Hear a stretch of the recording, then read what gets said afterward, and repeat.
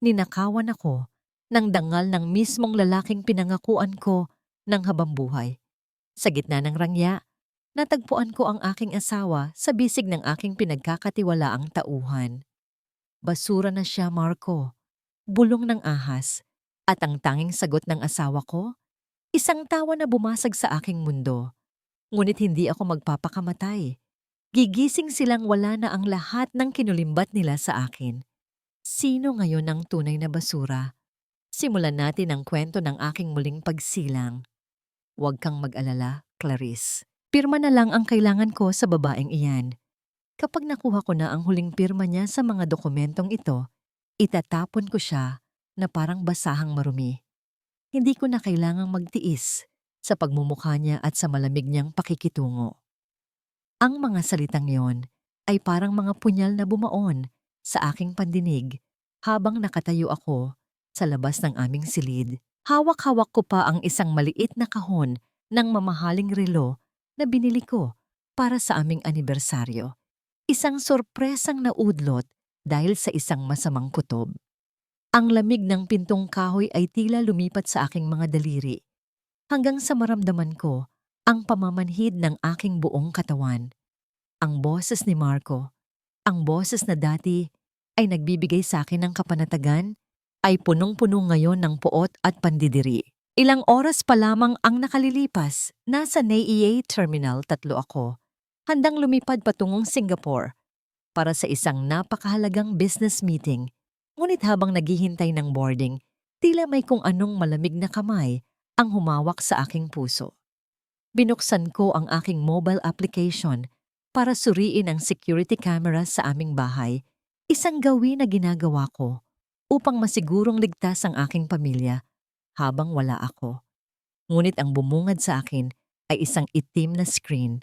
Walang signal, ang lahat ng mata sa loob ng aking tahanan ay biglang nabulag. Hindi ako nag-atubili. Kinansela ko ang aking flight at mabilis na bumalik sa aming mansyon, ang bahay na itinayo ko mula sa sarili kong pawis at paghihirap. Pagdating ko, ang katahimikan sa loob ay tila isang babala. Maingat kong binuksan ang pinto. Hindi gumagawa ng kahit anong ingay habang ang aking mga paa ay dahan-dahang humahakbang sa malambot na alpombra. At doon, sa harap ng aming silid, natagpuan ko ang katotohanang mas masakit pa sa kamatayan. Narinig ko ang mahinang halakhak ni Clarice, ang aking pinagkakatiwalaang secretary na itinuring ko na ring parang kapatid. But Marco, paano kung mahalata niya na may kulang sa mga bank accounts? She's smart, you know that. Wika niya sa isang tono na puno ng panunokso. Smart? Clarice, honey. She's too busy being a CEO to notice that her own husband is slowly draining her dry. Actually, pagod na akong maging sunod-sunuran sa kanya. I'm tired of her rules, of her being so independent. Gusto ko ng babaeng marunong mag-alaga sa akin, hindi yung babaeng mas inuuna ang spreadsheets kaysa sa asawa niya. Sagot ni Marco na may kasamang tunog ng pagpihit ng baso ng alak. Ang bawat salitang binitawan niya ay tila isang malakas na sampal na yumanig sa aking pagkatao. Tumingin ako sa aking mga kamay. Ang mga kamay na naging kalyo dahil sa pagtatrabaho gabi at araw para lang mabigyan siya ng buhay na pinapangarap niya. Ang mga kamay na nagbayad sa lahat ng utang sa sugal ng kanyang ina na si Doña Aurora at ang mga kamay na nagbigay sa kanya ng dignidad na hindi niya kayang kitain sa sarili niyang sikap. Naramdaman ko ang matinding panginginig ng aking mga tuhod. Ang aking lalamunan ay tila hinahakal ng isang hindi nakikitang kamay. At ang bawat hininga ko ay naging mabigat at masakit. Ang paningin ko ay nagsimulang lumabo dahil sa mga luhang pilit kong hindi pinalalabas. Hindi ako pwedeng umiyak. Hindi sa harap ng pintong ito. Napatingin ako sa kahon ng relo sa aking kamay. Ito ang simbolo ng 10 taon naming pagsasama. 10 taon ng aking bulag na katapatan at sakripisyo. Ngunit sa likod ng pintong yon, ang lahat ng aking ibinigay ay itinuturing lamang na puhunan para sa kanilang sariling kaligayahan. Isang malalim na lamat ang tila nabuo sa aking puso. Isang pagbitak na walang anumang halaga ng pera ang makapaghuhilom. Dahan-dahan, dinala ko ang aking kamay sa aking dibdib, pilit na pinatitigil ang mabilis na pagtibok ng aking puso na tila gustong kumawala sa tindi ng sakit. Ang hangin sa paligid ko ay tila naging yelo, at ang bawat sulok ng mansyong ito na dating puno ng pangarap ay naging isang madilim at mapanglaw na kulungan. Ganito na lang ba? Pagkatapos ng lahat ng bagyong sinuong ko para protektahan siya, ako pa ang unang itatapon sa gitna ng gitgitang ulan, sa gitna ng rangyang ibinigay ko sa kanila. Bakit ako ang naiwang pulubi sa pag-ibig at respeto? Narinig ko muli ang kanilang malalaswang tawa, isang tunog na nagpapahiwatig na wala silang kaalam-alam na ang reynang binalak nilang pabagsakin ay nakatayo na sa labas ng kanilang pintuan. Dala ang isang galit na mas matindi pa sa anumang apoy. Sa dinami-dami ng mga taong pinagkatiwalaan ko, bakit ang taong pinag-alayan ko ng aking buhay ang siyang may hawak ng kutsilyong nakatarak na ngayon sa aking likuran? Dahan-dahan akong umatras mula sa pintong yon. Ang bawat hakbang ko ay kasing bigat ng isang buong mundong nagigiba. Hindi ko hinayaang marinig ang aking pag-alis. Ang bawat paglapat ng aking mga paa sa malamig na sahig ay tila isang piping saksi sa aking pagtakas mula sa isang bangungot na gising ako. Nagtuloy ako sa aking silidaklatan, ang lugar kung saan madalas akong magpalipas ng madaling araw sa pagtatrabaho habang mahimbing na natutulog si Marco. Sa loob ng silid na yon, ang amoy ng luma at bagong papel ay tila sumalubong sa akin. Isang amoy ng tagumpay na ngayon ay may kahalo ng pait. Napatingin ako sa isang lumang litrato na nakapatong sa aking lamesa. Doon, makikita ang isang batang Isabel at isang mas batang Marco, kapwa payat at puno ng pangarap. Naalala ko nung nagsisimula pa lang kami, wala kaming kahit ano kundi ang aming mga pangarap. Upang makapagsimula ako sa aking kumpanya ng kosmetiko, isinangla ko ang tanging pamanang hiyas ng aking ina, isang kwintas na tanging alaala ko sa kanya. Ilang beses akong lumaktaw ng pagkain, ilang beses akong nagtiis sa paglalakad sa ilalim ng tirik na araw para lamang makatipid sa pamasahe. Lahat ay para sa kinabukasan naming dalawa. Isabel, pangako, kapag naging matagumpay na arkitekto na ako, ikaw naman ang pagpapahingahin ko. Aalagaan kita na parang isang reyna. Ang mga salitang binitawan ni Marco noong gabi na wala kaming pambayad sa kuryente at tanging kandila lamang ang nagbibigay ng liwanag sa aming maliit na paupahan. Naniwala ako. Pinanghawakan ko ang pangakong yon, gaya ng pagkapit ng isang nalulunod sa isang pirasong kahoy. Pinagtapos ko ang kanyang mga kapatid. Binayaran ko ang lahat ng utang sa sugal ng kanyang inang, si Doña Aurora, at binigyan ko siya ng posisyon sa aking kumpanya na hindi naman niya talaga pinaghirapan. Ang lahat ng karingalan na tinatamasa niya ngayon, ang mga mamahaling sasakyan, ang mga designer suits, ang respeto ng ibang tao, ay bunga ng aking dugo at pawis. Ngunit ang lahat ng yon ay tila naging abo sa loob lamang ng isang gabi. Ang taong pinag-alayan ko ng aking lakas ay ang tao ring unti-unting kumikitil sa aking kaluluwa. Naupo ako sa aking swivel chair, ang upuang saksi sa aking mga puyat at pagod. Binuksan ko ang isa sa mga drawer ni Marco na madalas niyang iwanang nakakunci. Ngunit sa pagkakataong ito, dahil marahil sa kanyang sobrang kumpiyansa na wala ako, ay naiwan niyang bahagyang nakabukas. Ang aking mga daliri ay nanginginig habang hinahalungkat ang mga papeles sa loob. Isang makapal na asul na folder ang kumuha ng aking atensyon. Binuklat ko ito at ang aking puso ay tila tumigil sa pagtibok. Sa loob ng folder ay mga dokumentong patungkol sa aking kumpanya, ang Isabel Cosmetics International. Ngunit hindi ang mga ulat ng kita ang naroon, kundi mga dokumento para sa paglipat ng ilang malalaking ari-arian at shares ng kumpanya. At doon, sa ibabang bahagi ng huling pahina, nakita ko ang aking pangalan. ang aking lagda. Ngunit alam ko sa aking sarili na hindi ko kailanman pinirmahan ang dokumentong ito. Ang bawat kurba ng panulat, ang bawat tuldok, ay isang malinis na panggagaya sa aking pirma. Isang palsipikadong power of attorney. Nararamdaman ko ang pagdaloy ng isang mainit na likido sa aking pisngi. Isang luhang hindi ko na kayang pigilin. Hindi lang pala ang puso ko ang ninakawan niya, kundi pati na rin ang aking kinabukasan at ang lahat ng pinaghirapan ko sa loob ng 10 taon. Ang lagdang ito ay hindi lamang tinta sa papel. Ito ay ang katibayan ng kanyang ganap na pagtataksil. Sapat na ang sakit na naramdaman ko sa marinig ang kanyang mga salita sa loob ng silid. Ngunit ang makita ang dokumentong ito ay parang pagbaon ng isang huling pako sa aking kabaong. Habang ang gabi ay tila mas lalong dumidilim sa labas, naramdaman ko ang isang kakaibang lamig na bumabalot sa aking puso. Ang Isabel, na dating puno ng pag-ibig at sakripisyo, ay dahan-dahang namamatay at sa kanyang lugar ay may isinisilang na bago. Isang babaeng wala nang ititirang awa.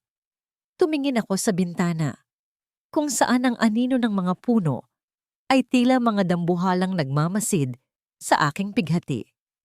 Kung akala ni Marco na ganito lamang kadaling agawin ang lahat ng sa akin, nagkakamali siya. Hindi ko hahayaang ang huling pirma na kanyang hinahangad ay maging mitya ng aking pagbagsak. Ngunit paano ko babawiin ang kumpanyang unti-unti na palang kinakain ng mga anino sa loob mismo ng aking tahanan? At sino pa ang maaari kong pagkatiwalaan kung ang mismong taong katabi ko sa pagtulog ay ang siyang bumubutas sa aking bangka? Hindi pa lubusang sumisikat ang araw nang marinig ko ang malakas na pagtawag ng doorbell na bumasag sa katahimikan ng umaga. Hindi ito ang mahinahon na tunog ng isang bisita. Ito ay ang mapang-utos na ingay na tanging ang aking biyanan lamang, si Doña Aurora, ang may kayang gawin. Nararamdaman ko ang bigat sa aking dibdib habang pababa ako ng hagdan. Ang bawat baitang ay tila nagpapaalala sa akin na sa bahay na ito, ako ang nagbabayad ng lahat. Ngunit ako ang itinuturing na dayuhan. Nakita ko ang aming kasambahay na si Manang Ising na nagmamadaling buksan ang pinto. Ang kanyang mukha ay bakas ng takot at pag-aalala. Ang bagal-bagal mo talagang kumilos, Ising. Alam mong mainit sa labas, hinahayaan mo akong maghintay. Ang boses ni Doña Aurora ay umalingaw-ngaw sa malawak na sala, punong-puno ng pagmamataas. Pumasok siya, na tila siya ang nagmamay-ari ng bawat sulok ng mansyong ito. Suot ang kanyang mga alahas na kumikinang sa ilalim ng liwanag ng umaga. Mga alahas na ako rin ang bumili. "Good morning, Mama." Mahinahon kong bati. Pilit na itinatago ang panginginig ng aking boses. Lumingon siya sa akin at itinaas ang kanyang kilay. "Oh, Isabel, akala ko ba nasa Singapore ka? Bakit nandito ka pa? At tignan mo nga ang itsura mo, mukha kang hindi natulog ng 1 linggo. Kaya siguro itong si Marco ay laging stressed dahil ang asawa niya ay hindi na marunong mag-ayos ng sarili." Ang bawat salita niya ay parang asin na ibinubudbud sa aking mga sariwang sugat. Naalala ko kung paano ko siya tinulungan noong kukunin na ng bangko ang kanilang lumang bahay sa probinsya. Naalala ko ang lahat ng tseke na ibinigay ko sa kanya para sa kanyang mga social circles at charity events na ang totoo ay pambayad lamang sa kanyang mga pagkatalo sa mahjong. "May nakanselang meeting lang po, Ma." Maikli kong sagot. "Anyway, mabuti na rin at nandito ka," sabi niya habang binubuksan ang kanyang mamahaling bag. "Kailangan ko ng dagdag na budget para sa susunod na buwan. May pupuntahan kaming cruise ng mga amigas ko. At yung credit card na ibinigay mo, bakit parang laging malapit na sa limit? Ayusin mo yan, Isabel. Huwag kang masyadong kuripot sa pamilya ng asawa mo. Utang mo sa amin na tinanggap ka namin, kahit na ang background mo ay, alam mo na." Nanatili akong tahimik. Ang konsepto ng utang na loob ay tila isang tanikala na ipinulupot nila sa aking leeg hanggang sa hindi na ako makahinga. Sa paningin nila, ang aking tagumpay ay kanila rin. Ngunit ang aking pagod ay akin lamang. Maya-maya ay bumaba na rin si Marco. Agad siyang lumapit sa kanyang ina at humalik sa pisngi nito bago tumingin sa akin ng may halong pagkailang. Ma, bakit ang aga mo? Dinalhan kita ng paborito mong kakanin, anak, at gusto ko ring makausap si Isabel tungkol sa mga pangangailangan natin. Sagot ng matanda. Halika rito sa study room, Marco. May gusto akong ipakita sa'yo. Sumunod si Marco sa kanyang ina. Nanatili ako sa sala. Hawak ang isang tasa ng kape na hindi ko man lang may alok sa aking labi. Ngunit hindi ko napigilan ang aking sarili. Dahan-dahan akong lumapit sa bahagyang nakabukas na pinto ng study room. Ang silid kung saan kagabi ay natagpuan ko ang pekeng power of attorney. Ma, kailangan nating bilisan. Narinig kong bulong ni Marco. Nararamdaman ko na parang may hinala na si Isabel. Hindi siya tumuloy sa Singapore. Huwag kang tanga, Marco. Ang boses ni Doña Aurora ay naging matalas at malamig. Kailangan nating makuha ang lahat bago pa niya maisipang ilipat ang mga assets. Sayang naman ang ganda ni Clarice kung mauuwi lang kayo sa wala. Mas bagay kayo ng batang yon, masunurin at hindi mapagmataas na gaya nitong asawa mo. Pero paano kung ayaw niyang pumirma sa mga huling papeles? Tanong ni Marco. Kung hindi siya makikipagtulungan, gagawa tayo ng paraan. Sabi ni Doña Aurora na may kasamang kakaibang tono na nagpapatayo ng aking mga balahibo. Masyado na siyang stressed sa trabaho, di ba? Madali lang palabasin na nawawala na siya sa sariling kaisipan. Isang pirma lang mula sa isang doktor na kakilala ko. At maaari na nating ilagak si Isabel sa isang pasilidad kung saan siya ay aalagaan. Doon, hindi na niya kailangang mag-alala sa kumpanya dahil tayo na ang hahawak ng lahat. Nabitawan ko ang hawak kong tasa. Ang porselana ay bumasag sa katahimikan habang ang kape ay tumapon sa aking mga paa. Kasing init ng galit na ngayon ay sumasabog sa aking dibdib. Ang tunog ng pagkabasag ay tila hudyat ng pagtatapos ng aking pagtitimpi. Hindi lang nila ako gustong nakawan. Gusto nila akong burahin. Gusto nilang ikulong ang aking kaluluwa sa isang madilim na silid. Habang nilulustay nila ang bawat sentimo ng aking pinaghirapan, kasama ang babaeng ipinalit sa akin. Naramdaman ko ang paglamig ng aking mga kamay, ngunit ang aking isipan ay naging kasing linaw ng kristal. Ang bawat patak ng kape sa sahig ay tila mga luha ng nakaraan na ngayon ay tuyo na. Ganito pala ang halaga ng 10 taon na pag-aalaga ko sa inyo. Bulong ko sa aking sarili habang mabilis akong umakyat pabalik sa aking silid bago pa nila ako makita. Sa loob ng aking kwarto, tumingin ako sa salamin. Ang babaeng nakikita ko ay hindi na ang sugatang si Isabel. Ang kanyang mga mata ay puno na ng isang mapanganib na ningas. Kung impyerno ang gusto nilang ibigay sa akin, sisiguraduhin kong sila ang unang masusunog sa apoy na sila rin ang nagsindi. Ngunit paano ako lalaban sa isang biyanang may koneksyon sa mga doktor at isang asawang handang pumatay sa aking pagkatao para lamang sa pera? At sino ang taong maaari kong tawagan sa oras na ang lahat ng nasa paligid ko ay kaaway? Kailangang maging magaling kang aktres, Isabel. Ang buhay mo ang nakasalalay rito.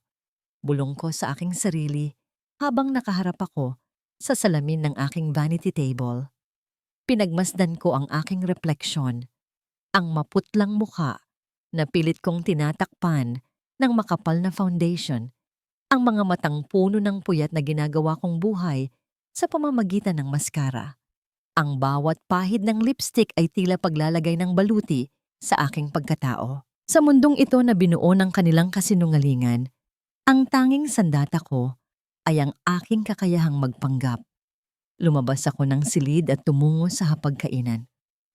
Doon, nakita ko si Marco at Doña Aurora na tila walang nangyari kagabi. Ang bango ng bagong luto na sinangag at tuyo ay pumuno sa hangin. Isang amoy na dati ay nagbibigay sa akin ng pakiramdam ng tahanan, ngunit ngayon ay tila nakakasuka.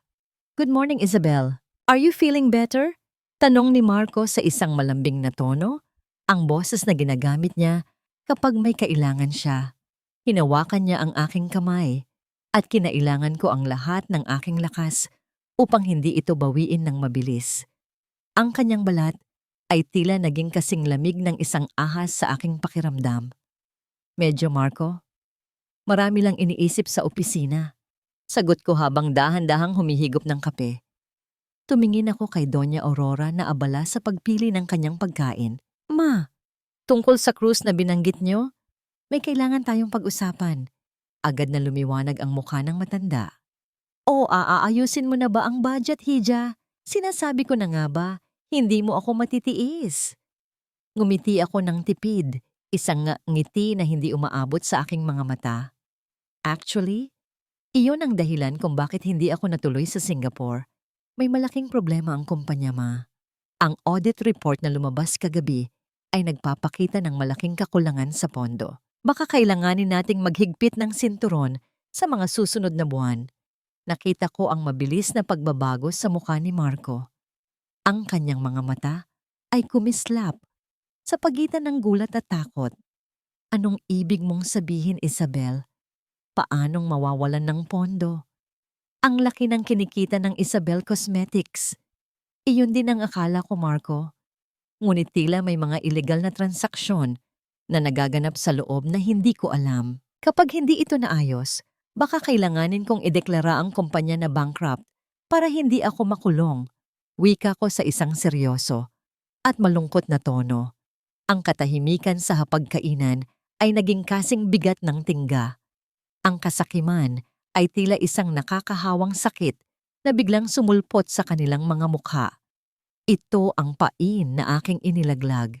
Ang takot na mawala ang lahat ng luho na kanilang tinatamasa. Pagdating ko sa opisina, ang bawat hakbang ko sa marble floor ay nagbibigay ng mahinang tunog sa gitna ng katahimikan ng hallway. Sinalubong ako ni Clarice. Suot ang isang ngiti na dati ay akala ko ay tapat. Ngunit ngayon ay nakikita ko na bilang isang nakakalason na maskara. Good morning, Ma'am Isabel. Ready na po ang lahat para sa board meeting. Wika niya habang sumusunod sa akin sa loob ng aking silid. Clarice, i-cancel mo ang lahat ng appointments ko ngayong araw. At pakidala rito ang lahat ng financial records ng nakaraang 3 taon. Gusto ko ring makita ang mga personal expense accounts ni na Marco at Doña Aurora na dumadaan sa kumpanya. Utos ko nang hindi tumitingin sa kanya. Napansin ko ang saglit na pag-aatubili sa kanyang mga galaw. May problema po ba, ma'am? Tumingin ako sa kanya ng diretso sa mata. Isang tingin na nagpababa ng kanyang balikat. Gusto ko lang siguraduhin na walang anay na sumisira sa pundasyon ng kumpanyang ito, Clarice. Alam mo naman kung gaano kahalaga sa akin ang katapatan. Di ba? Nang lumabas siya, agad kong tinawagan ng isang tao na matagal ko nang hindi nakakausap. Si Attorney Victor, ang matalik na kaibigan ng aking ama. Siya lamang ang tanging tao na alam kong hindi mabibili ng pera ni Marco. Victor, kailangan ko ng tulong mo. Kailangan nating ilipat ang lahat ng aking shares at ang mga assets ng kumpanya sa isang irrevocable trust sa ilalim ng pangalan ng aking pinsan sa probinsya. At Victor, kailangan nating gawin ito nang walang nakakaalam, lalo na ang asawa ko. Bulong ko sa telepono habang nakatanaw sa malawak na syudad ng Makati mula sa aking bintana. Habang isinasagawa ko ang mga unang hakbang ng aking pagbawi, naramdaman ko ang isang kakaibang pakiramdam sa aking dibdib. Hindi ito ang sakit ng pagtataksil, kundi ang determinasyon ng isang taong wala ng balak pang maging biktima. Ang bawat dokumentong aking pinipirmahan ay tila isang hakbang palayo sa impyernong binuo nila para sa akin. Ngunit bago matapos ang araw, isang hindi inaasahang kumatok sa aking pinto. Pumasok ang head ng security ng gusali. Dala ang isang brown envelope. Ma'am Isabel, may nag-iwan po nito sa front desk. Para sa inyo lang daw po. Wika ng gwardiya bago mabilis na lumabas. Dahan-dahan kong binuksan ang sobre. Ang aking mga kamay ay muling nanginig nang makita ang mga litrato sa loob. Hindi ito litrato ni Marco at Clarice. Ito ay mga litrato ko. Sa iba't ibang lugar, sa iba't ibang oras, na tila may sumusunod sa akin sa bawat galaw ko. At sa huling pahina, may isang maikling sulat na nakasulat sa pulang tinta. Huwag kang masyadong kampante, Isabel. Alam namin ang bawat hakbang mo. Ang lamig na naramdaman ko ay tila pumasok hanggang sa aking mga buto. Totoo nga ba ang plano nilang palabasin akong baliw? O may mas malalim pa silang laro na hindi ko pa natutuklasan? At sino ang taong nasa likod ng mga litratong ito na tila nagbabantay sa bawat hininga ko? Nanatili akong nakatitig sa mga litratong yon sa loob ng ilang minuto, habang ang aking hininga ay tila nagiging maliliit na kristal ng yelo sa loob ng aking dibdib. Ang bawat kuha, sa parking lot, sa labas ng paborito kong coffee shop, maging ang pagpasok ko sa lobby ng sarili kong gusali, ay isang malinaw na mensahe. Wala akong itatagong lihim na hindi nila alam. Ngunit sa halip na panghinaan ng loob, ang takot ay dahan-dahang napalitan ng isang mainit at naglalagablab na puot. Pakiramdam ko ay isa akong usa na pilit na kinukulong sa gitna ng kagubatan habang ang mga mandaragit ay nagmamasid mula sa madidilim na anino ng mga puno. Inuwi ko ang bigat na iyon sa aming mansyon. Pagpasok ko sa pintuan, sinalubong ako ng katahimikan na tila ba ang mismong mga pader ay nakikiramay sa aking pighati. Ngunit ang katahimikang iyon ay agad na binasag ng matitinis na boses mula sa dining room. Hindi ito maaari, Marco. Sanay ako sa marangyang pamumuhay. Paanong hindi ko na magagamit ang credit card ko? Nakakahiya sa mga kaibigan ko kung magtitiis ako sa kakaunting allowance. Ang boses ni Doña Aurora ay umalingaw-ngaw, puno ng pagkainis. Pumasok ako sa silid ng may malamig na mukha. Nakita ko silang dalawa na nakaupo sa harap ng isang hapagkainang puno ng masasarap na pagkain. Ngunit para sa akin, ang lahat ng yon ay lasang abo. Iyon ang katotohanan, ma. Wika ko habang dahan-dahang inilalapag ang aking bag sa upuan. Naka-freeze ang lahat ng personal accounts natin dahil sa audit. Kung may gagamitin man tayong pera, iyon ay para lamang sa mga pangunahing pangangailangan. Pagkain, kuryente at tubig. Wala munang shopping, wala munang cruise. Tumingin sa akin si Marco. Ang kanyang muka ay hindi na nagpapakita ng pag-aalala, kundi ng isang hayagang pagkayamot. Isabel, kailangan mong gawa ng paraan ito. Paano ang mga proyekto ko? Paano ang reputasyon ko bilang asawa ng isang CEO kung pati pambayad sa restaurant ay hindi ko magawa? Reputasyon, Marco? Tinitigan ko siya ng diretso sa mata. Pilit na hinahanap ang kahit katiting na bahid ng pagmamahal na dati ay inaakala kong naroon. Habang ako ay namumroblema kung paano isasalba ang kumpanya, ang reputasyon mo pa rin ba ang iniisip mo? Sa loob ng 10 taon, ako ang naging pundasyon mo. Siguro naman, sa pagkakataong ito, ikaw naman ang tumayo para sa atin. Tumayo si Marco nang hindi man lang tinatapos ang kanyang pagkain. Ang tunog ng pag-urong ng kanyang upuan sa sahig ay tila isang malakas na hudyat ng kanyang pagtalikod. Nakakapagod na ang ganitong drama, Isabel. Kung hindi mo kayang patakbuhin ang kumpanya ng maayos, huwag mo kaming idamay sa pagbagsak mo. Naglakad siya paakyat ng hagdan nang hindi lumilingon. Nanatili akong nakatayo. Ang aking mga kamay ay nakakuyom hanggang sa bumaon ang aking mga kuko sa aking palad. Ang bawat salita niya ay tila isang lason na unti-unting pumapatay sa huling bahagi ng aking puso na naniniwala pa sa kanya. Gabi na, ngunit hindi ako makatulog. Nanatili akong nakahiga, nakatitig sa kisame habang pinakikinggan ang mahinang paghampas ng mga sanga ng puno sa aming bintana. Maya-maya ay naramdaman ko ang paggalaw ni Marco sa aking tabi. Akala ko ay yayakapin niya ako o hihingi ng tawad, ngunit sa halip ay dahan-dahan siyang bumangon. Ang bawat paggalaw niya ay kasing ingat ng isang magnanakaw sa gitna ng kadiliman. Pinanatili kong pikit ang aking mga mata. Pinababagal ang aking paghinga upang magmukhang mahimbing ang aking tulog, habang ang bawat hibla ng aking pandinig ay nakatuon sa kanyang mga galaw. Narinig ko ang marahang pagdaus-dos ng kanyang mga paa sa sahig patungo sa balkonahe ng aming silid. Ang mahinang pag-ihip ng hangin mula sa labas ay pumasok sa loob nang buksan niya ang pintong salamin. Kahit hindi ako nakatingin, ramdam ko ang lamig na naiwan sa bahagi ng kama kung saan siya nakahiga kanina. Ang lamig na yon ay tila pumasok sa aking mga buto, isang paalala na ang distansya namin sa isa't isa ay hindi na lamang usapin ng sentimetro, kundi isang malawak na bangin na wala ng tulay. "Hello! Bakit ka tumatawag ng ganitong oras?" bulong ni Marco. Ang kanyang boses ay puno ng kaba at pag-iingat. "I told you, huwag kang magpapadala ng kahit ano sa opisina niya nang wala akong alam." Nagdududa na siya. Nanigas ang aking buong katawan. Ang tinutukoy niya ay ang sobrang natanggap ko kanina. Ang aking asawa, ang lalaking nangakong poprotektahan ako, ang siya palang arkitekto ng aking takot. "Listen, Clarice. Relax lang," patuloy ni Marco. At ang pagbanggit niya sa pangalan ng aking secretary ay tila isang laso na dumaloy sa aking ugat. "The plan is still on. Iyong mga litrato, magandang panakot iyon para isipin ng mga tao na paranoid siya. Kapag lalong naging erratic ang kilos niya dahil sa takot, mas madaling maniniwala ang board of directors at ang mga doktor na hindi na siya fit patakbuhin ang kumpanya." Hinawakan ko ang kumot ng mahigpit.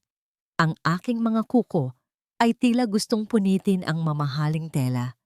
Ang bawat salita niya ay isang kumpirmasyon ng aking pinakamasamang hinala. Hindi lang nila ako gustong nakawan ng yaman, gusto nilang nakawan ako ng katinuan.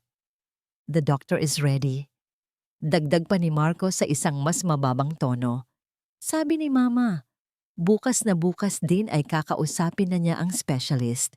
We just need her to have one big breakdown in public. Isang eksena lang na magpapatunay na nawawala na siya sa sarili at kontrolado na natin ang lahat. Trust me, baby. Konting tiis na lang at mapapasa atin na ang lahat ng pinaghirapan ng Queen Bee na yan." Narinig ko ang kanyang mahinang paghalakhak bago niya pinatay ang tawag. Nanatili siyang nakatayo sa balkonahe ng ilang minuto. Marahil ay ninanamnam ang tagumpay na akala niya ay abot kamay na niya. Pagbalik niya sa kama, naramdaman ko ang muli niyang paghiga, ang pag-alog ng kutsyon na tila isang hudyat ng aking nalalapit na pagbagsak. Hindi ako gumalaw, hindi ako sumigaw. Ngunit sa ilalim ng aking mga talukap, ang aking mga mata ay gising na gising. Ang bawat pintig ng aking puso ay hindi nadala ng takot, kundi ng isang malamig at kalkuladong plano. Kung breakdown sa harap ng publiko ang kailangan nila para maisakatuparan ang kanilang plano, ibibigay ko sa kanila ang isang palabas na hindi nila malilimutan. Ngunit hindi ako ang magiging biktima sa dula-dulaang ito. Kinabukasan, maaga akong naghanda para sa opisina. Suot ko ang aking pinakamagandang puting suit, ang kulay ng kalinisan at kapayapaan, habang ang aking puso ay puno ng itim na determinasyon.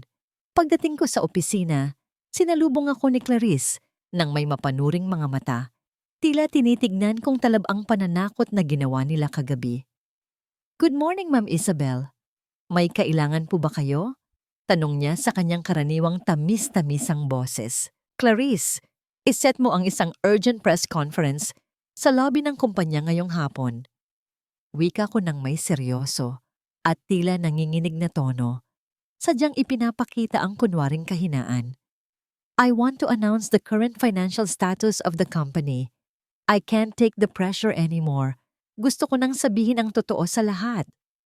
Nakita ko ang mabilis na pagkislap ng tagumpay sa kanyang mga mata. Agad siyang tumango at lumabas para gawin ang aking utos. Alam kong tatawagan niya agad si Marco. Alam kong sasabihin niya na ito na ang pagkakataong hinihintay nila ang aking breakdown. Habang naghihintay sa takdang oras, tinitigan ko ang aking wedding ring. Dahan-dahan ko itong inikot sa aking daliri. Nararamdaman ng bigat ng gintong ito na tila naging isang rehas.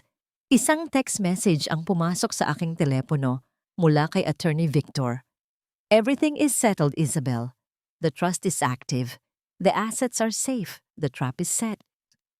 Nang dumating ang hapon, ang labi ng Isabel Cosmetics ay puno ng mga mamamahayag at mga empleyado. Sa isang sulok, nakita ko si Marco at ang kanyang ina na si Doña Aurora. Kapwa may mga mukhang nag-aalala, ngunit ang kanilang mga mata ay puno ng pag-asa na makita ang aking pagbagsak.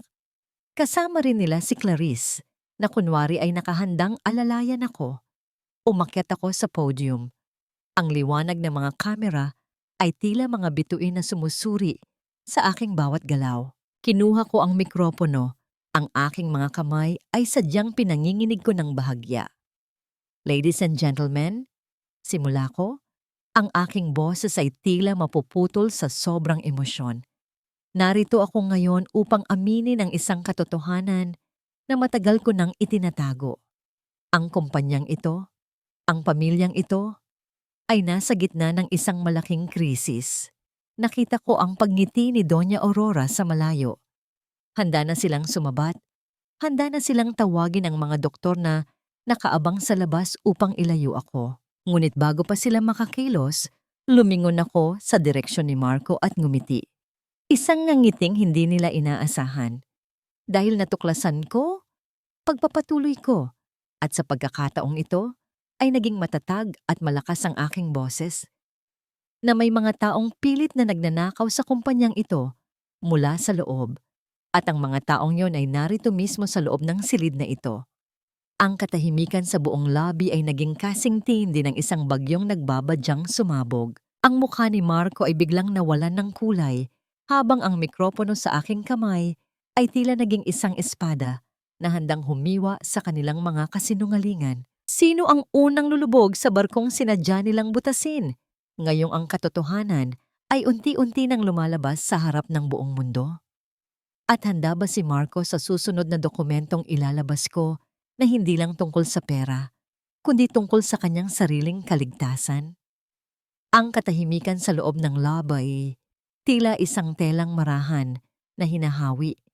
Inilalantad ang bawat hibla ng takot sa mukha ni Marco. Ang mga ilaw mula sa mga kamera ay tila mga nanunuring mata na hindi kumukurap, naghihintay sa susunod kong sasabihin. Naramdaman ko ang malamig na pawis sa aking likuran, ngunit ang aking tinig ay nanatiling matatag, kasing tibay ng mga pundasyong itinayo ko para sa kumpanyang ito. Maaring nagtataka kayo kung bakit ako narito. Pagpapatuloy ko, ang aking mga mata ay nakatitig ng diretso sa lente ng kamera, na tila ba kinakausap ko ang bawat taong nanonood sa kanilang mga tahanan. Sa nakalipas na mga linggo, kumalat ang mga balibalita na ako ay dumaranas ng matinding pagod at hindi na kayang gampanan ang aking tungkulin. May mga tao pa ngang nagtangkang takutin ako sa pamamagitan ng mga lihim na pagkuha ng litrato at mga banta. Lumingon ako ng bahagya kay Marco. Ang kanyang panga ay mahigpit na nakakuyom at ang kanyang mga kamay na nakabulsa ay tila nanginginig. Marco, mahal, bakit ka namumutla? Akala ko ba ito ang gusto ninyo? Ang aminin ko ang katotohanan sa harap ng lahat? Biglang humakbang pasulong si Marco. Pilit na kinukuha ang mikropono mula sa aking kamay. Ang kanyang muka ay suot ang isang maskara ng huwad na pag-aalala. Pasensya na po kayo, mga kasama sa media. Ang asawa ko ay talagang pagod na. Isabel, halika na. Kailangan mo nang magpahinga. Kami na ang bahala rito. Hinawakan niya ang aking braso. Ang kanyang mga daliri ay bumaon sa aking balat sa isang paraan na hindi nakikita ng publiko, ngunit sapat na upang maramdaman ko ang kanyang pananakit. Ngunit bago pa niya ako mahila, isang malakas at mariing boses ang pumailan lang mula sa likuran ng mga mamamahayag. Bitawan mo siya, Attorney Marco. Isang lalaking may edad na, ngunit bakas ang awtoridad, sa kanyang tindig, ang naglakad patungo sa gitna. Si Attorney Victor, hawak niya ang isang itim na briefcase na tila naglalaman ng mga hatol ng tadhana. Sa kanyang tabi ay isang lalaking nakauniporme ng pulis. Ang bawat hakbang nito ay nagbibigay ng bigat sa atmosfera ng silid. Sino ka? Wala kang karapatang manghimasok dito. Sigaw ni Doña Aurora. Ang kanyang boses ay pumiyok sa tindi ng kaba. Ang kanyang mga alahas ay tila hindi na nakatutulong upang itago ang kanyang pagiging maliit sa harap ng katotohanan. Ako ang legal na kinatawan ni Mrs. Isabel Reyes Valdez, wika ni Victor habang inilalabas ang mga dokumento mula sa kanyang bag. Narito kami upang ihain ang formal na reklamo ng qualified theft, falsification of public documents, at estafa laban kay Marco Valdez at Clarice Santos. Nagkaroon ng bulungan sa buong lobby. Ang mga mamamahayag ay tila mga gutom na leon na nagsimulang mag-unahan sa pagkuha ng anggulo. Nakita ko ang mukha ni Clarice na biglang nagmukhang abo. Ang kanyang mga mata ay pabalik-balik sa akin at kay Marco. Tila naghahanap ng butas na matatakasan, ngunit ang pinto ng katotohanan ay tuluyan ng sumara sa kanya. Anong ebidensya ang sinasabi ninyo? Anggil ni Marco, pilit na nagmamatapang. Isabel is mentally unstable. Gawa-gawa lang niya ang lahat ng iyan. Tumingin ako sa kanya ng may halong awa. Mentally unstable, Marco. O baka naman yun lang ang tanging paraan na naisip mo para hindi malantad ang ginawa mong paglustay sa pondo ng kumpanya para sa mga utang sa sugal ng iyong ina? At para sa mga luho ng babaeng ito?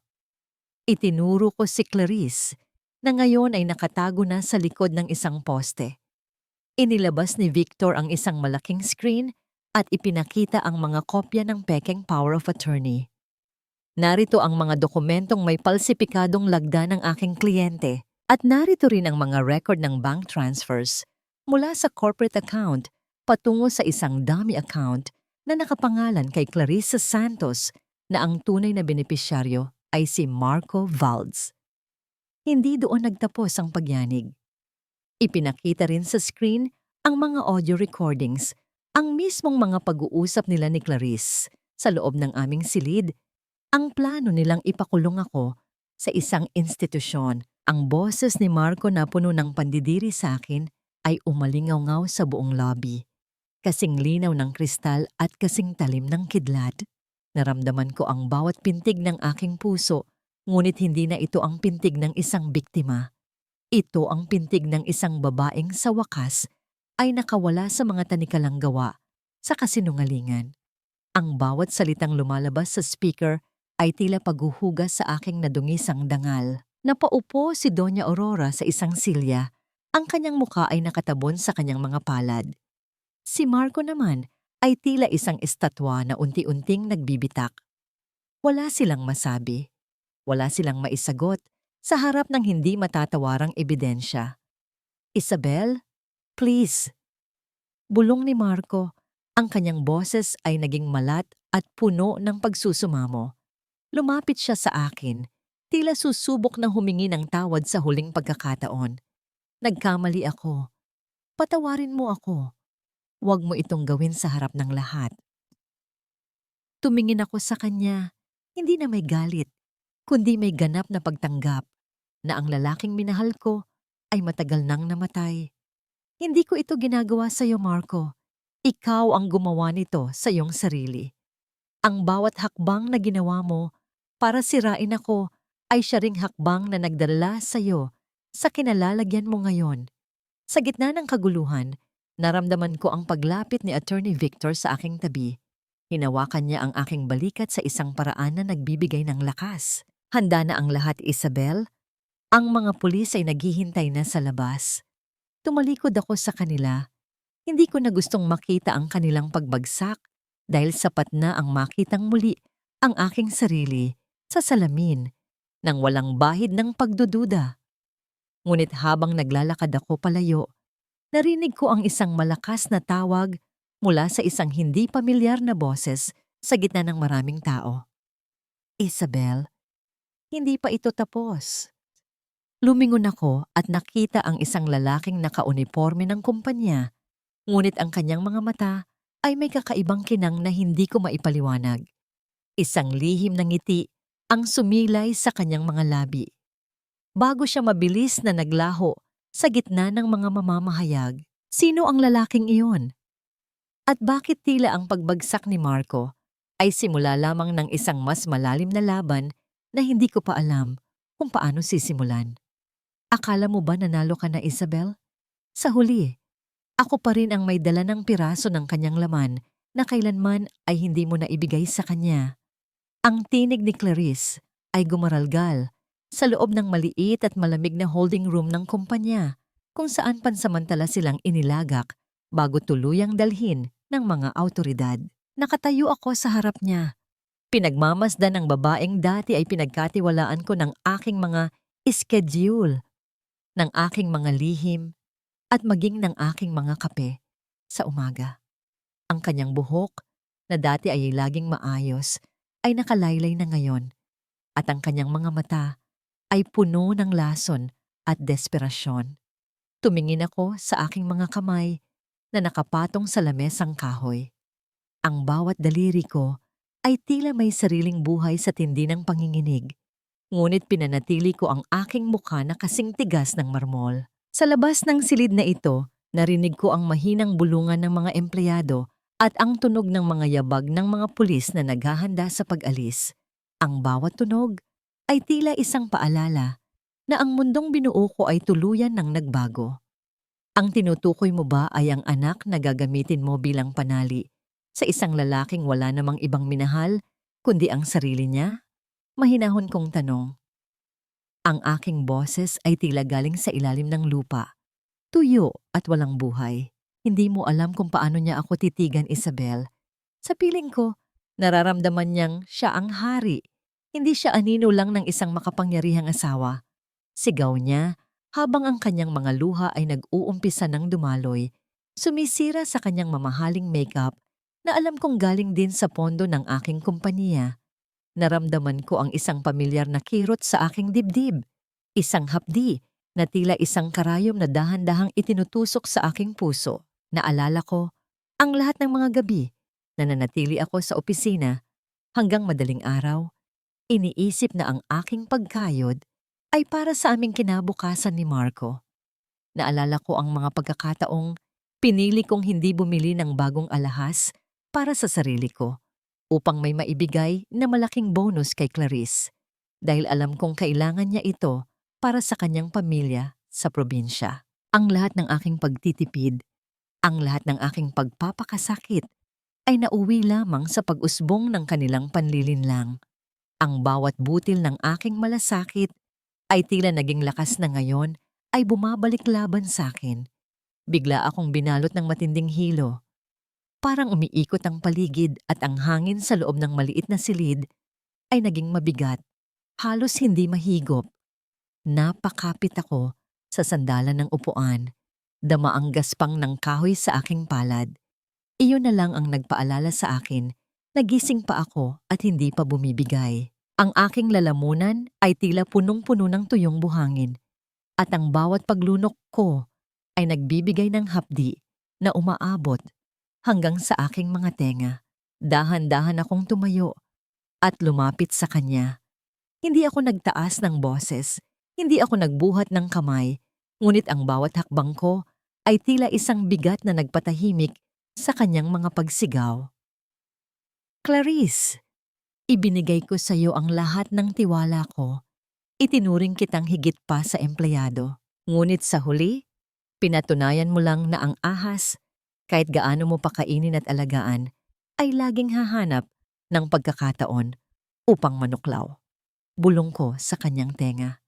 Naramdaman ko ang kanyang panginginig. Ang kanyang paghinga ay naging mabilis at mababaw. Lumayo ako at tumungo sa pinto. Ngunit bago ko ito buksan, lumingon muli ako sa kanya. At tungkol sa anak na sinasabi mo, kung totoo man yan, Naway hindi niya mamana ang iyong kaluluwa. Dahil ang batang isinisilang sa gitna ng pagnanakaw at paninira ay laging magdadala ng bigat na hindi niya dapat pasanin. Paglabas ko ng silid, sinalubong ako ng malamig na hangin ng hallway. Nakita ko si Marco na nakaposas na, inaalalayan ng 2 pulis. Ang kanyang mga mata ay nakayuko sa sahig, hindi na makatingin sa akin. Sa likuran niya naroon si Doña Aurora, na pilit pa ring nagmamataas habang kinakausap ang isang pulis. Ngunit ang kanyang mga kamay na nakahawak sa kanyang designer bag ay hindi mapigilan ang panginginig. Naglakad ako pabalik sa aking opisina.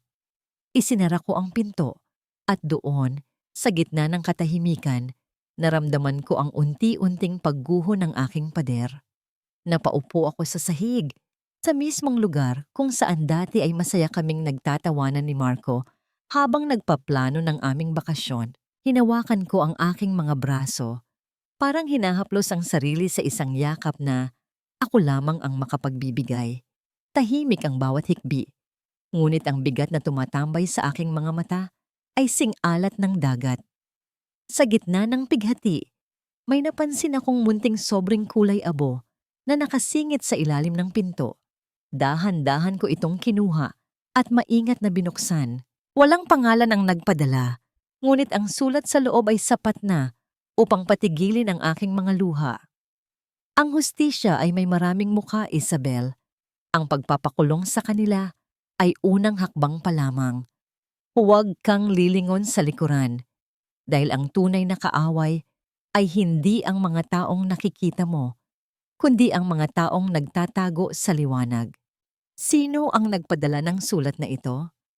At ano ang ibig niyang sabihin sa mga taong nagtatago sa liwanag? Habang ang gabi ay dahan-dahang lumulubog sa buong syudad, naramdaman ko na ang laban na akala ko ay tapos na, ay nagsisimula pa lamang sa isang paraang hindi ko kailanman inakala. Huwag mong isiping mananalo ka sa huli, Isabel. Isang hamak na babae ka lang na pinalad sa negosyo, pero wala kang pamilyang babalikan. Ang mga salitang yon ni Doña Aurora ay tila mga huling patak ng lason na ibinuhos niya sa akin bago siya tuluyang inakay ng mga awtoridad palabas ng lobby. Nakatayo ako sa gitna ng malawak na pasilyo, pinapanood ang paglayo ng mga taong itinuring kong pamilya sa loob ng 10 taon. Ang bawat hakbang nila ay nagiiwan ng isang uri ng katahimikang nakabibingi. Isang puwang sa hangin na tila humihigop sa lahat ng aking lakas. Naramdaman ko ang hapdi sa aking kanang pisngi, hindi mula sa isang pisikal na sampal, kundi mula sa talim ng kanyang mga salita na tila bumaon sa aking balat. Ang bawat hininga ko ay naging mabigat, parang may nakapatong na dambuhalang bato sa aking dibdib. Ang paligid ko ay puno ng mga empleyadong nagbubulungan. Ang kanilang mga mata ay puno ng awa at pagtataka.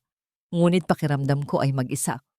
Ako sa gitna ng isang malawak at tuyong desyerto. Tiningnan ko ang aking mga kamay. Nanginginig ang mga ito, hindi dahil sa takot, kundi dahil sa pagod. Isang pagod na nagmula sa loob ng maraming taon ng pagbubuhat sa bigat ng aming pagsasama. Naalala ko ang mga gabi na kahit may sakit ako, ay pinilit kong magluto para kay Marco dahil iyon ang tanging paraan na alam ko para ipadama sa kanya na sapat ako. Naalala ko ang mga okasyong tiniis ko, ang pangungutya ni Doña Aurora sa aking pinagmulan. Iniisip ko na bahagi iyon ng pagsisikap na panatilihing buo ang aming tahanan. Lahat ng sakripisyong yon, lahat ng paglunok ko ng pride para sa kapakanan ng kanilang pangalan. Sa dulo, tanging puot lamang ang kanilang isinukli. Ang bawat butil ng aking pagmamahal ay naging abo na ngayon ay tinatangay ng malamig na hangin ng aircon sa loob ng opisina. Bumalik ako sa loob ng aking silid at isinara ang pinto. Ang tunog ng paglapat ng pintong kahoy ay tila isang hudyat ng aking ganap na pag-iisa. Lumapit ako sa aking bintana at pinagmasdan ang mga sasakyan sa ibaba, na tila mga maliliit na langgam na walang alam sa bagyong nagaganap sa loob ng silid na ito. Kinuha ko muli ang liham na natanggap ko ang babala tungkol sa mga kaaway na nagtatago sa liwanag. Naramdaman ko ang biglang panlalamig ng aking mga daliri. Kung hindi si Marco ang utak sa likod ng lahat ng banta, sino? Sino sa mga taong madalas kong kasalo sa boardroom ang mga taong nakangiti habang tumatanggap ng dibidendo mula sa aking paghihirap? Ang nagnanais na makita akong bumagsak? Ang bawat pintig ng aking puso ay tila isang babala. Ang aking lalamunan ay nanunuyo. At ang bawat paglunok ko ay may kasamang pait na hindi maalis ng anumang inumin. Napansin ko ang listahan ng board of directors sa aking lamesa. Ang bawat pangalan doon ay tila isang misteryong kailangang buksan. Dahan-dahan kong kinuha ang panulat at binilugan ng isang pangalan. Isang taong matagal nang nananatili sa anino. Isang taong laging sumasang-ayon sa aking mga desisyon nang walang kibo. Ang taong ito ay ang pinakamalapit na kaibigan ng aking ama bago ito pumanaw. Maging ikaw ba, Ninong? Bulong ko sa aking sarili, habang ang aking tinig ay gumaralgal sa tindi ng kaba at pag-aalinlangan. Naramdaman ko ang isang malakas na panghihina ng aking mga tuhod, kaya napaupo ako sa sahig, nakasandal sa aking lamesa. Ang bawat sulok ng silid na ito ay tila nagsimulang sumikip. Tila ang mga pader ay dahan-dahang lumalapit upang gipitin ako. Sa gitna ng aking kalituhan, isang mahalagang alaala ang biglang sumulpot sa aking isipan. Isang tagpo noong bata pa ako, kung saan may binanggit ang aking ama tungkol sa isang lihim na kasunduan na hindi dapat malaman ng kahit sino. Bakit ngayon ko lang ito naalala? Bakit kung kailan wala na akong mapuntahan ay saka lamang bumabalik ang mga anino ng nakaraan? Tumingala ako sa kisame habang ang mga luha ko ay dahan-dahang gumugulong patungo sa aking mga tenga. Hindi pa tapos ang laban. Ang pagkakulong ni Marco ay pagbubukas lamang ng isang mas malaking pinto patungo sa isang katotohanang baka hindi ko kayang tanggapin. Paano ko haharapin ang isang kaaway na itinuring kong pamilya higit pa kay Marco? At sapat ba ang aking lakas upang muling tumayo kung ang mismong pundasyon ng aking pagkatao ay binuo pala sa ibabaw ng mga lihim at kasinungalingan? Huwag mong masyadong dibdibin ang mga nangyari, Isabel. Minsan, kailangang malagas ang mga dahon upang muling sumibol ang bagong sanga. At ako ang magiging sanga na yun para sa iyo, basta't sumunod ka lamang sa aking payo. Ang boses ni Don Galo ay kasing tamis ng pulot, ngunit para sa akin, bawat salitang lumalabas sa kanyang mga labi ay tila isang malapot na putik na dahan-dahang lumulunod sa aking pagkatao. Nakatayo ako sa gitna ng isang marangyang ballroom para sa isang charity gala. Suot ang aking pulang gown na yari sa pinakamahal na sutla, ang bestidang inilaan ko sana para sa aming ika-10 anibersaryo ni Marco. Ngunit sa halip na pag-ibig, ang pulang kulay nito ay tila nagpapaalala sa akin ng dugong dumanak mula sa aking sugatang puso. Hawak ko ang isang kristal na baso ng champagne, ngunit ang aking mga daliri ay kasing lamig ng yelo na nanunuot sa aking balat. Pinagmasdan ko ang aking Ninong Galo, ang lalaking itinuring kong pangalawang ama. Ang taong laging naroon sa bawat milestone ng Isabel Cosmetics. Ang kanyang nangiti ay perpekto, ang kanyang boses ay puno ng huwad na pagkalinga, habang ang mga mata niya ay kumikinang sa ilalim ng mga dambuhalang chandelier, hindi dahil sa saya, kundi dahil sa kasakiman. Ninong, I appreciate your concern, pero kaya ko pang itayo ang kumpanya. Hindi ko kailangang ibenta ang aking controlling shares sa inyo. Mahinahon kong sagot. Pilit na pinatatatag ang aking boses sa kabila ng mabilis na pagtibok ng aking puso. Isabel Hija, let's be realistic. Ang reputasyon mo ay nabahiran na ng iskandalo ni Marco. Ang mga investors ay natatakot. You're emotional, and that's dangerous for business. Wika niya sabay haplos sa aking balikat. Ang kanyang hawak ay tila isang bakal na rehas na unti-unting sumasakal sa aking kalayaan.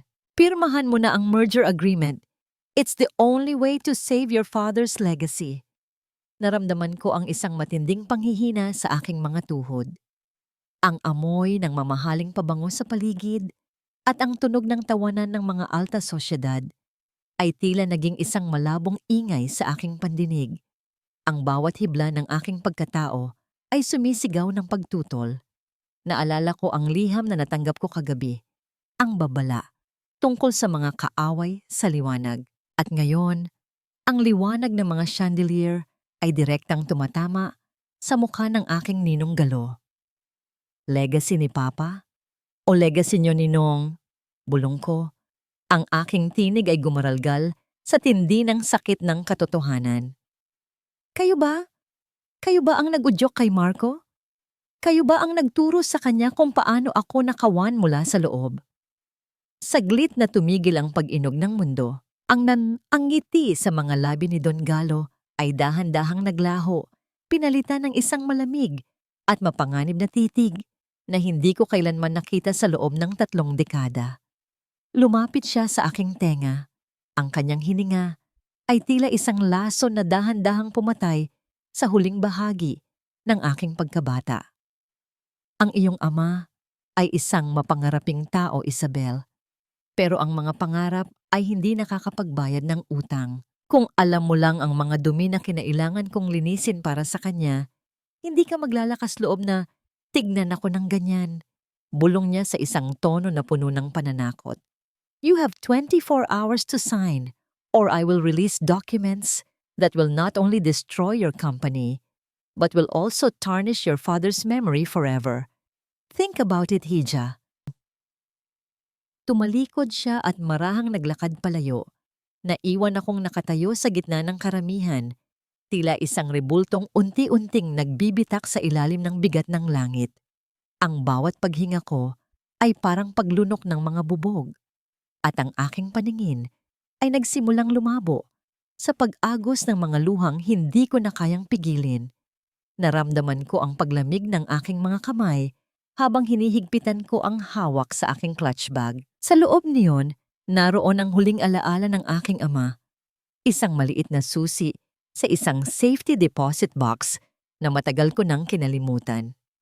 Isang susing baka naglalaman ng katotohanang mas masakit pa sa kataksilan ni Marco. Sa dinami-dami ng mga taong naging sandigan ng aking ama, bakit ikaw pa ang naging anino sa likod ng aking pagbagsak? Ganito na lang ba ang tadhana ko? Ang mawalang muli ng pamilya sa bawat pagkakataong sinusubukan kong tumayo. Dahan-dahan akong lumabas ng ballroom. Ang bawat hakbang ko sa marmol na sahig ay tila isang hudyat ng aking huling paglalakbay. Hindi ko alam kung saan ako pupunta, ngunit alam ko sa aking sarili na ang laban na ito ay hindi na lamang para sa aking kumpanya. Ito ay para sa katotohanan ng aking nakaraan. Nang marating ko ang parking lot, isang itim na sasakyan ang dahan-dahang huminto sa aking harapan. Bumukas ang bintana nito at ang nakita ko sa loob ay nagpabagsak sa aking puso sa kailaliman ng kawalan. Isabel, sakay na. May kailangan kang malaman tungkol sa tatay mo bago mahuli ang lahat. Sino ang taong ito na tila alam ang bawat sikreto ng aking pamilya? At handa ba akong harapin ang katotohanang maaaring bumasag sa tanging alaala ng aking ama na aking pinanghahawakan? Huwag kang matakot, Isabel. Ako ito, si Serafin, ang dating driver at katiwala ng iyong ama. Ang boses na yon ay tila isang kumpas mula sa nakaraan, isang himig na matagal nang nabaon sa limot, ngunit agad na nagpabilis sa pintig ng aking puso. Si Mang Serafin, siya ang taong laging nagbibigay sa akin ng candy noong bata pa ako, ang taong laging naghahatid sa akin sa eskwelahan habang masayang nagkukwento tungkol sa kabutihan ng aking ama. Dahan-dahan akong sumakay sa itim na sasakyan, nararamdaman ang lamig ng aircon na tila humahalik sa aking mainit na balat. Ang amoy ng lumang leather at pine scent sa loob ay biglang nagpabalik ng mga alaalang akala ko ay tuluyan ng pumanaw kasabay ni Papa. Habang binabaybay namin ang madilim na kalsada ng Makati, Nanatili akong tahimik. Ang bawat ilaw ng poste na aming nadadaanan ay tila mga aninong mabilis na sumusuri sa aking pagkatao. Naramdaman ko ang bigat ng susing hawak ko sa loob ng aking bag. Ang susing yon ay tila nag-iinit, nagbabadyang magbukas ng isang pintong baka hindi ko na maisara pang muli. Isabel, hiha. Simula ni Mang Serafin habang ang kanyang mga mata ay nananatiling nakatuon sa kalsada. Alam kong marami kang tanong. Alam kong masama ang loob mo kay Galo. Pero kailangan mong malaman ang totoo. Hindi traidor ang tatay mo. Hindi siya ang nagnakaw sa kumpanya gaya ng pinalalabas nila sa loob ng maraming taon. Naramdaman ko ang isang matinding panginginig sa aking mga daliri. Ang aking lalamunan ay tila hinahakal ng isang hindi nakikitang kamay. Anong ibig ninyong sabihin, Mang Serafin? Sabi ni Ninong Galo, si Papa ang may kasalanan sa pagbagsak ng orihinal na kumpanya. Sabi niya, nilinis lang niya ang dumi ni Papa. Isang mapait na ngiti ang sumilay sa mga labi ng matanda. Dumi? Si Galo ang dumi, Isabel. Siya ang bumutas sa bangka habang ang tatay mo ay pilit na sumasagwan para iligtas kayong lahat. Ang susing hawak mo, iyan ang magdadala sa iyo sa huling liham ni Sir Eduardo. Doon niya itinago ang lahat ng ebidensya laban kay Galo. Pinatitira niya muna ang lahat. Pinahinog niya ang panahon dahil alam niyang sa takdang oras, ikaw ang tatapos sa laban na sinimulan niya. Huminto ang sasakyan sa tapat ng isang lumang bangko sa Binondo. Isang gusaling tila nakalimutan na ng panahon, ngunit nananatiling matatag sa gitna ng kaguluhan. Ang bawat hakbang ko sa loob ng gusaling iyon ay tila isang paglalakbay pabalik sa aking pagkabata. Ang tunog ng aking sapatos sa malamig na sahig ay tila isang tibok ng puso na bumibilis sa bawat segundo.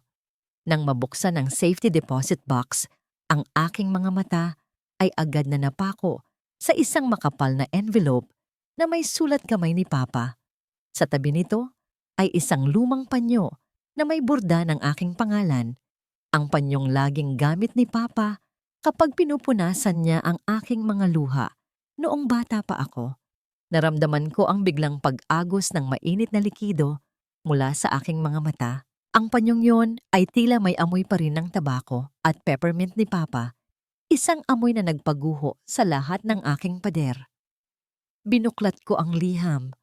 Ang bawat salitang nakasulat sa papel na medyo nanilaw na ay tila isang tinig na bumubulong mula sa kabilang buhay. Para sa aking mahal na Isabel, huwag kang maniniwala sa kanila. Ang kumpanyang ito ay bunga ng pagmamahal ko sa iyo. Kung sakaling basahin mo ito, ibig sabihin ay dumating na ang sandaling kailangan mong maging matapang. Si Galo ang pumatay sa aking dangal, ngunit ikaw ang bubuhay nito.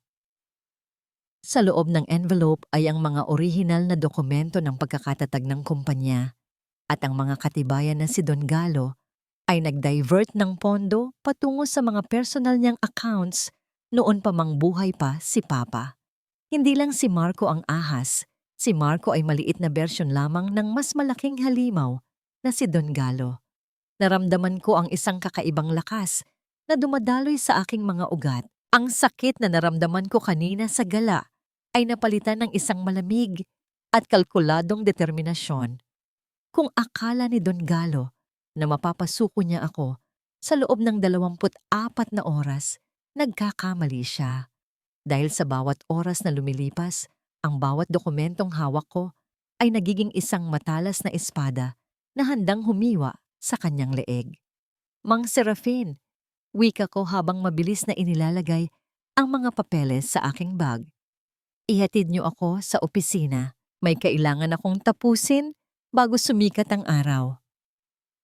Isabel, delikado ang ginagawa mo. Babala ng matanda.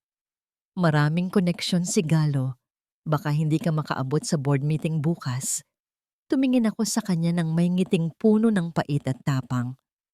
10 taon akong naging anino ni Marco. 30 taon akong naging biktima ng kasinungalingan ni Galo. Ngayong gabi, ititigil ko na ang pagtakas. Kung kailangang dumanas ako ng bagyo para lang malinis ang pangalan ni Papa, gagawin ko. Nang makarating ako sa kumpanya ang gusali, ay balot na ng kadiliman, maliban sa aking opisina na tila naghihintay sa aking pagdating. Habang papaakyat ako sa elevator, naramdaman ko ang biglang pagtigil nito sa gitna ng ika-10 palapag. Ang ilaw sa loob ay dahan-dahang kumutitap at namatay. Iniiwan akong mag-isa sa gitna ng ganap na kadiliman. Ang katahimikan sa loob ng elevator ay tila isang dambuhalang nagmamasid. Naramdaman ko ang paglamig ng hangin at ang tunog ng isang mahinang paggalaw sa itaas ng elevator. Isabel, hindi mo ba narinig ang babala ko? Ang boses na yon ay hindi kay Mang Serafin, hindi rin kay Don Galo. Iyon ay ang boses ni Marco, ang boses na dapat ay nasa loob na ng kulungan. Paano nakalabas si Marco? At sino ang nagmamaniobra sa elevator na ito na tila balak akong ibaon sa ilalim ng lupa bago pa ako makarating sa itaas? Isabel, akala mo ba ganoon lang kadali ang lahat? Na sa isang pirasong papel ay mababura mo ang 10 taon nating pagsasama? You're so naive, my dear wife. Ang boses ni Marco na nagmumula sa intercom ng elevator ay tila isang malat na bulong ng isang demonyo sa gitna ng kadiliman. Naramdaman ko ang panlalamig ng aking mga palad habang nakakapit ako sa bakal na hawakan ng elevator. Ang hangin sa loob ay tila unti-unting nauubos at ang bawat hininga ko ay nagiging isang mabigat na pakikipagsapalaran. Ngunit sa halip na sumigaw o magmakaawa, ipinikit ko ang aking mga mata at pilit na kinuha ang kontrol sa aking nagkakagulong isipan. Hindi ka nakalabas, Marco! Mahinahon kong wika. Ang aking tinig ay matatag kahit na ang aking puso ay tila gustong kumawala sa aking dibdib. Isang recording lang ito. O baka naman, pinahintulutan ka ni Galo na tumawag mula sa loob ng selda para lang takutin ako. Ganyan ka na ba kadesperado? Narinig ko ang isang mahinang tunog ng static mula sa speaker na sinundan ng isang mapait na halakhak. Hindi ito ang tawang minahal ko. Ito ay ang tawa ng isang lalaking tuluyan nang kinain ng kanyang sariling kasakiman. Kahit nasaan man ako, Isabel, hindi ka magiging malaya dahil ang kumpanyang pinoprotektahan mo ay nakatayo sa isang pundasyong puno ng kasalanan. Pirmahan mo na ang merger. Save yourself the humiliation. Patuloy ng boses.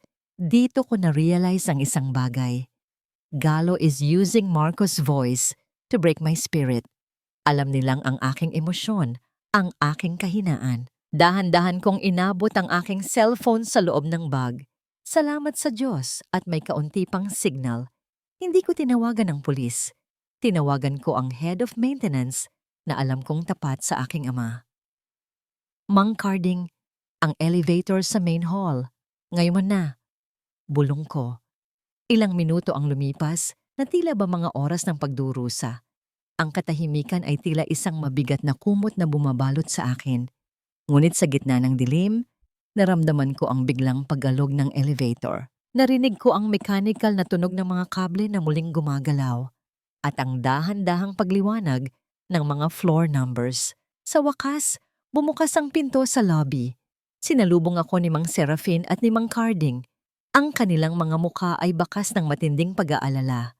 Ngunit hindi ako tumigil para magpasalamat ng matagal. May mas malaking misyon akong kailangang tapusin. Isabel, ayon sa impormasyon ko, nandito na si Galo sa boardroom. Kasama niya ang mga investors.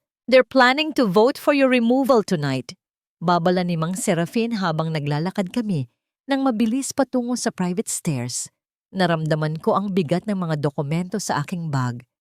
Ang mga katotohanang itinago sa loob ng 30 taon. Ang bawat hakbang ko sa hagdan ay tila isang pag-akyat patungo sa aking sariling kalbaryo. Ngunit sa pagkakataong ito, ako ang may dala ng mga pako. Bago ako pumasok sa boardroom, tumigil muna ako sa harap ng isang salamin. Inayos ko ang aking buhok at pinunasan ng mantsa ng luha sa aking pisngi.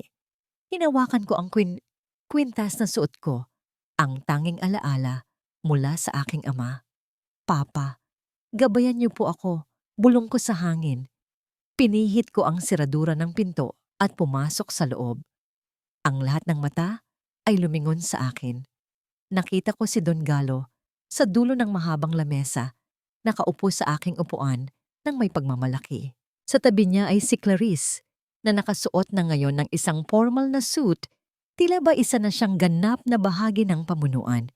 "Isabel, you're late," wika ni Galo ng may malamig na ngiti. "We were just about to finalize the vote. Since you're here, maybe you'd like to sign the voluntary resignation instead." Hindi ako nagsalita. Naglakad ako ng dahan-dahan patungo sa bakanteng upuan sa tapat niya. Inilapag ko ang aking bag sa lamesa. Ang tunog ng paglapat nito sa kahoy ay tila isang hudyat ng digmaan. "I'm not here to resign, Ninong." Simula ko, ang aking boses ay pumuno sa buong silid ng may awtoridad na hindi nila inaasahan. "I'm here to introduce a new item on the agenda. The immediate removal and prosecution of Don Galo for the crimes committed against my father and this company." Nagkaroon ng malakas na bulungan sa loob ng silid. Nakita ko ang biglang pagbabago sa mukha ni Galo. Ang kanyang mapanuring mga mata ay kumitid at ang kanyang panga ay tumigas. "Ano bang pinagsasabi mo, Isabel? You're being hysterical again. This is exactly why the board doesn't trust you." Hysterical? Kinuha ko ang mga dokumento mula sa bag at isa-isang inihagis sa harap ng mga board members. "Tignan niyo ang mga petsang ito. Tignan niyo ang mga account numbers. Ito ang mga katunayan na bago pa man mamatay ang aking ama, ninanakawan na siya ng taong ito. Ninong, hindi mo lang ako niloko. Niloko mo ang lahat ng taong narito sa loob ng 30 taon." Tumayo si Galo. Ang kanyang mukha ay naging kasing pula ng apoy. "Gawa-gawa lang yan. Sinong maniniwala sa mga papel na yan pagkatapos ng lahat ng ginawa mo sa asawa mo?" "I will believe her." Isang boses mula sa pintuan ang nagpatahimik sa lahat. Pumasok ang isang matandang lalaki na kilalang kilala sa buong industriya, ang Chairman Emeritus ng aming partner bank. Hawak niya ang isang audio recorder na luma. "I have the original testimonies, Galo. Eduardo gave them to me for safekeeping bago siya aksidenteng mamatay." Wika ng matanda. Naramdaman ko ang isang malakas na pagkabog sa aking dibdib. This is it. The wall of lies is finally crumbling. Tumingin ako kay Clarice, na ngayon ay dahan-dahang umaatras patungo sa pinto. Ang kanyang mukha ay punong-puno ng takot. "Ninong Galo," wika ko sa isang mahinahong tono, ngunit puno ng talim. "Your 24 hours are up, but I won't give you the same choice you gave me. You have two options. Walk out of here in handcuffs or face the cameras and confess everything right now." Biglang namatay ang lahat ng ilaw sa boardroom. Isang malakas na tunog ng pagkabagbag ng salamin ang narinig mula sa likuran. At sa gitna ng kadiliman, naramdaman ko ang isang kamay na humablot sa aking braso ng may matinding lakas. "Kung babagsak ako, isasama kita, Isabel." Sino ang may hawak sa akin sa gitna ng dilim? At sa muling pagsapit ng kaguluhan, sapat ba ang ebidensyang hawak ko upang iligtas ang aking buhay mula sa isang taong wala ng balak pang mabuhay ng may dangal? Naramdaman ko ang malamig at nangangalit na mga daliri ni Don Galo na bumaon sa aking braso. Ang kanyang hininga na amoy hulas na alak at tabako ay dumampi sa aking mukha. Sa gitna ng ganap na kadiliman ng boardroom, ang bawat segundo ay tila naging isang oras ng pagdurusa. Sinubukan niyang hablutin ang bag na naglalaman ng mga ebidensya. Ang kanyang mga kilos ay puno ng desperasyon ng isang taong alam na ang kanyang imperyo ay gumuho na. "Hindi mo ako matatalo, Isabel. Ako ang nagtayo sa kumpanyang ito mula sa wala. Karapatan ko ang lahat ng ito." Anggil niya, ang boses niya ay gumaralgal sa tindi ng galit at takot. Pilit kong binawi ang aking braso. Nararamdaman ang hapdi ng kanyang mga kuko sa aking balat. Ngunit hindi ako sumigaw. Sa halip, ginamit ko ang lahat ng aking lakas upang itulak siya palayo. Ang tunog ng kanyang pagkakadapa sa isa sa mga silya ay pumailan lang sa katahimikan, kasunod ng pagbukas ng mga pintuan. Biglang nagliwanag ang buong silid mula sa mga flashlight ng mga security guards na pumasok. At kasunod nito, ang pagbabalik ng kuryente na tila isang hudyat ng pagtatapos ng gabi. Nakita ko si Don Galo na nakasalampak sa sahig. Ang kanyang mamahaling suit ay gusot-gusot at ang kanyang buhok ay nakalaylay na sa kanyang noo. Wala na ang mapagmataas na hari. Tanging isang matandang lalaking sakim na lamang ang natira. Dalhin niyo na siya, mahinahong utos ng Chairman Emeritus. Habang inilalabas si Don Galo na nakaposas, lumapit ako kay Clarice na nanginginig sa isang sulok. Clarice, huwag kang mag-alala. Ang mga pulis ay naghihintay na rin sa'yo. At tungkol kay Marco, ang boses na narinig ko sa elevator ay isang pre-recorded message na ginawa ninyo upang takutin ako. Pero ang katotohanan ay nananatili siya sa loob ng selda at doon mo rin siya makakasama. Tumalikod ako sa kanila.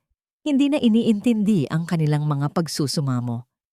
Naglakad ako patungo sa dulo ng lamesa, ang upuan ng CEO. Dahan-dahan akong naupo. Nararamdaman ang lamig ng leather sa aking likuran. Tumingin ako sa bawat board member na naroon. Ang kanilang mga mukha na dati ay puno ng pagdududa ay napalitan na ngayon ng paggalang. Magsimula na tayo. Wika ko. Ang aking boses ay puno ng awtoridad at kapayapaan. Ang Isabel Cosmetics ay hindi na muling magiging kasangkapan ng kasakiman.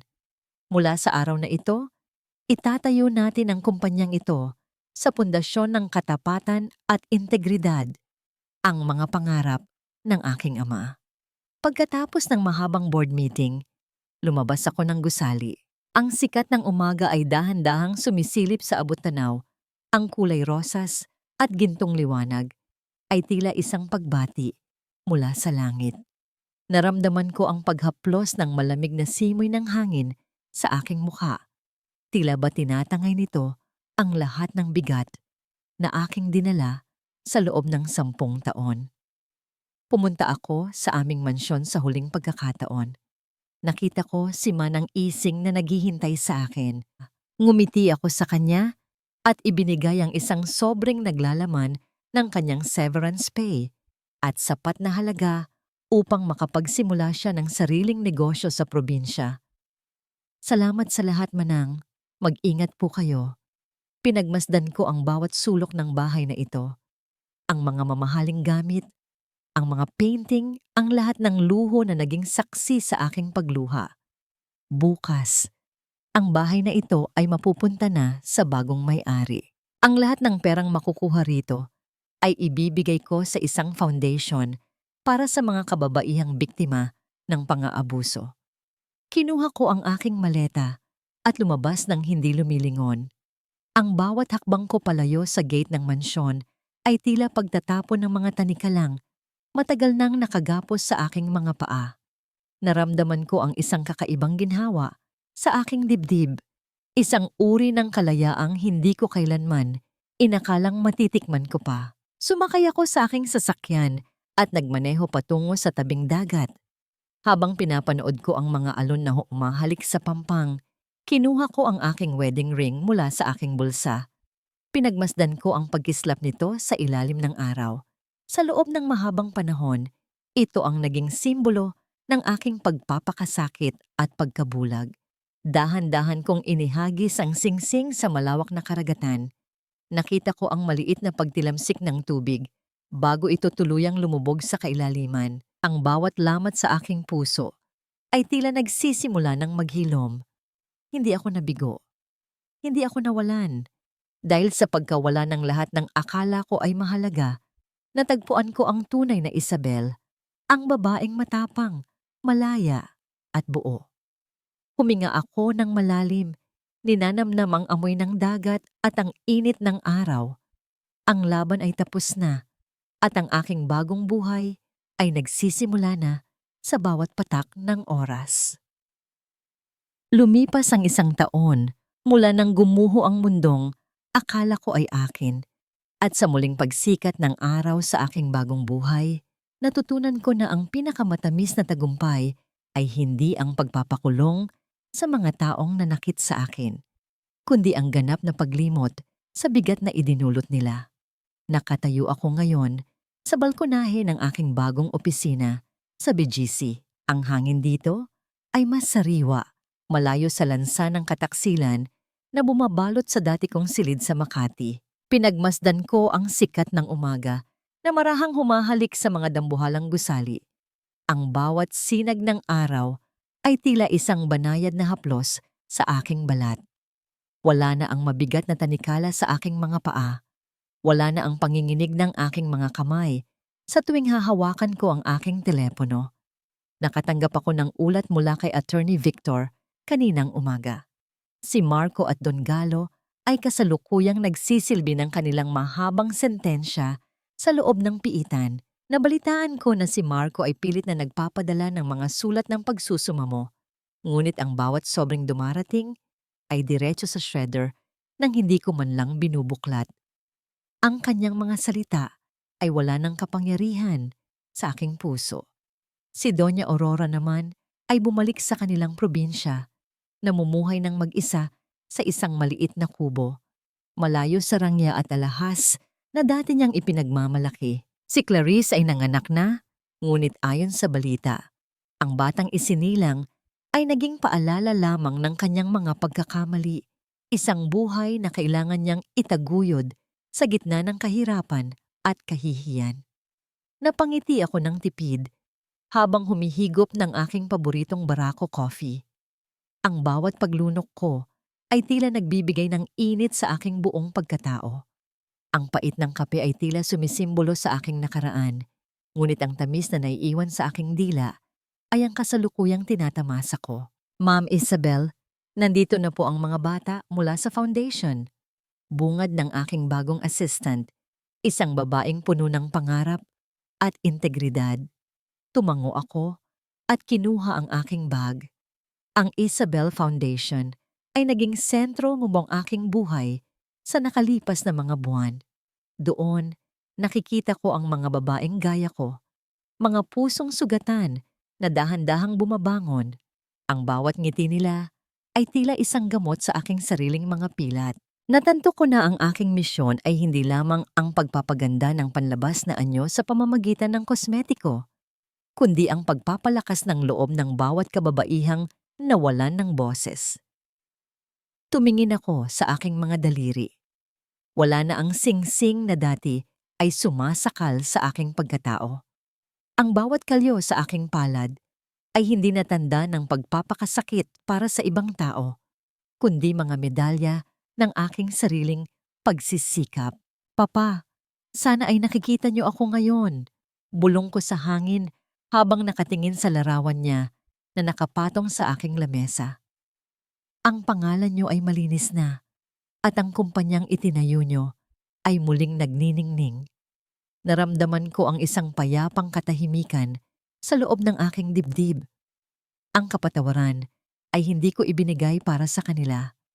Ibinigay ko ito para sa aking sarili upang tuluyan na akong makalaya. Wala nang puwang ang puot sa pusong punong-puno na ng pagmamahal para sa sarili. Sa bawat hakbang ko patungo sa labas ng aking opisina, naramdaman ko ang tibay ng aking mga paa. Hindi ko na kailangan ng isang hari upang maging isang reyna. Ang aking trono ay ang aking kalayaan, at ang aking korona ay ang aking dangal na kailanman ay hindi na muling mababali. Ang buhay ay tila isang malawak na karagatan. Maaaring may mga bagyong dadaan, ngunit alam ko na ngayon kung paano sumagwan sa gitna ng alon. Ako si Isabel, at ako ay muling isinilang mula sa abo ng aking sariling pighati. Mas matatag, mas maliwanag at higit sa lahat, malaya.